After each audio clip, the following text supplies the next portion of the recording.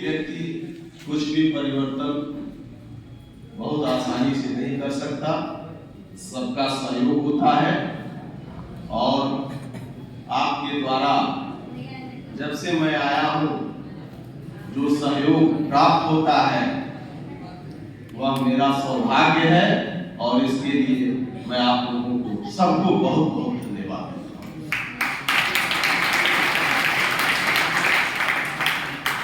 आज के इस राष्ट्रीय पर्व गणतंत्र दिवस के अवसर पर इस सभागार में उपस्थित हमारे प्रमुख सहयोगी, इस कॉलेज के सम्मानित उप प्रधानाचार्य द्वय श्री राजेंद्र प्रसाद जी, श्री किरण कुमार आरेतो जी, यहाँ उपस्थित जिनके प्रति मेरा भाव व्यक्तिगत परिवार की तरह ही रहता है, जुबली इंटर कॉलेज परिवार के सभी मेरे हृदय प्रिय सदस्यगण तथा सामने बैठे हम सभी के जीवन वृत्ति के अस्तित्व के आधार जिनके लिए हम यहाँ हैं, ये वाग देवी के उपासक प्यारे बच्चों,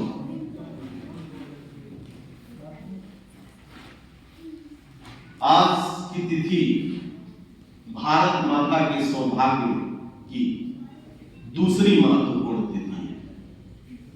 पहली कौन सी तिथि है? 15 अगस्त, 15 अगस्त, जिसमें हम लोग जिस दिन स्वतंत्र हुए थे। चूंकि अपवादी स्थितियों को छोड़ दिया जाए तो प्रत्येक मनुष्य जीवन की सर्वोत्तम वस्तुओं को अपने लिए चाहता है। शक्ति और आधिपत्य की जो मानवीय इच्छा है उसकी कोई सीमा नहीं, और यही कारण है कि मनुष्य अपने आप को निरंतर संघर्ष और प्रतिस्पर्धा में पाता है। और यदि विधि बल न रहे और विधि बल द्वारा नियंत्रित न किया जाए तो सचमुच अराजकता फैल जाएगी। इसी परिप्रेक्ष्य में संविधान का होना अति आवश्यक है, जो हमारे यहाँ 26 जनवरी 1950 को लागू हुई थी। यह राष्ट्रीय पर्व हम हर वर्ष क्यों मनाते हैं? इसलिए मनाते हैं कि जो मानवीय संवेदना की सर्वोत्कृष्ट विशेषता है, कृतज्ञता, एक बार जिन्होंने हमें यहाँ खड़े होकर बोलने, जिन्होंने आज यह पर्व मनाने का अवसर दिया है, उनके प्रति, उनके बलिदान को, उनके त्याग को याद करके उनके प्रति कृतज्ञता ज्ञापित करें। साथ ही हमारी राष्ट्रीय भावना और दृढ़ हो, मजबूत हो, प्रौढ़ हो, और हमारे साथ साथ जो आने वाली पीढ़ी है उसके अंदर राष्ट्र के प्रति प्रेम, श्रद्धा, समर्पण, त्याग, इन भावनाओं का विकास हो। अगर ऐसे पर्व हम नहीं मनाते तो क्या हम अपनी संवैधानिक व्यवस्था को जान पाते?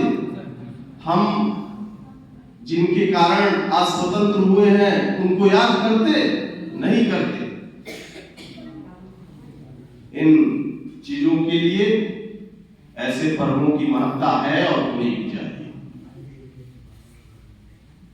अभी विस्तार से हमारे उप प्रधानाचार्य श्री राजेंद्र प्रसाद जी ने नीति निर्देशक तत्व, मूल कर्तव्य मौलिक अधिकार,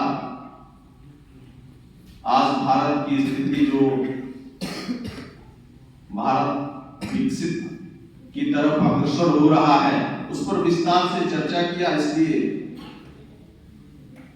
मैं उस दोहराव को पुनः नहीं कहूंगा, लेकिन इस मंच से मैं यह संदेश दूंगा आप सबको कि देखिए, वर्तमान समय में सूचना, विचार, ज्ञान, इन सब की मौजूदगी पर्याप्त मात्रा में अथाह सागर है। विभिन्न विचार हैं, विभिन्न सूचनाएं हैं, विभिन्न ज्ञान है, विभिन्न वस्तुएं हैं। इन सब में जो आपके जीवन से संबंधित है, कोई जरूरी नहीं है कि आप उसको अपने जीवन का हिस्सा बनाएं। सबसे प्रमुख है कि इनमें से आपके लिए क्या, कब और कितना जरूरी है।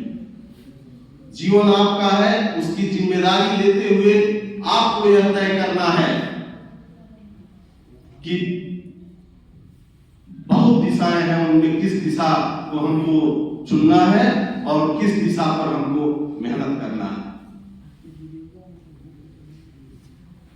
साथ ही मेरी आदत है कि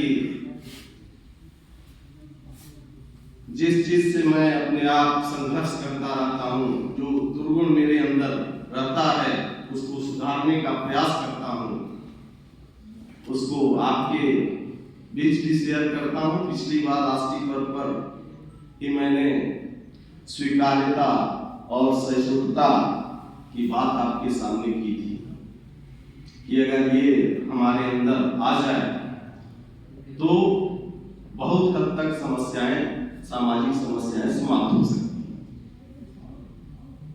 आज आपको एक संदेश देता हूं कि हमेशा जीवन में अगर किसी का दीर्घकाल तक प्रिय बने रहना है तो अपने स्थान को पहचानिए। अगर आपको अपने स्थान का भान होगा और उसके अधिकार जानेंगे, साथ ही जो अधिकार का प्रतिबिंब होता है कर्तव्य, कर्तव्य कहीं अलग से नहीं होता है। अगर मैं प्रधानाचार्य हूं, मुझे जो अधिकार मिला है तो उसी की परछाई के रूप में मुझे कर्तव्य भी मिला है। बिना कर्तव्य के अधिकारों का प्रयोग नहीं किया जा सकता। तो उन अधिकारों के साथ साथ कर्तव्य को समझते हुए अपने स्थान को पहचानें। जैसे कोई अध्यापक आपको बहुत मान रहे हैं, पुत्रवत स्नेह कर रहे हैं, तो आप किसी भी स्थिति में रहिए। ये उदाहरण केवल गुरु और शिष्य की ही नहीं, जब आप नौकरी पेशा में जाएंगे तो अपने उच्च अधिकारियों, अपने अधीनस्थ अधिकारियों, किसी भी स्थिति में अगर आप अपने स्थान को पहचानते हुए अपने कर्तव्य का निर्वहन करते हैं तो निश्चित रूप से जो आप के सराउंडिंग लोग हैं वो आपको दीर्घकाल तक स्नेह और प्रेम करते रहेंगे। मेरी बातों को समझ रहे हैं कि नहीं समझ रहे हैं? इसलिए कभी भी किसी के संपर्क में रहिए, स्वयं की स्थिति के अनुसार आचरण करिए। आप आज 76वें गणतंत्र दिवस पर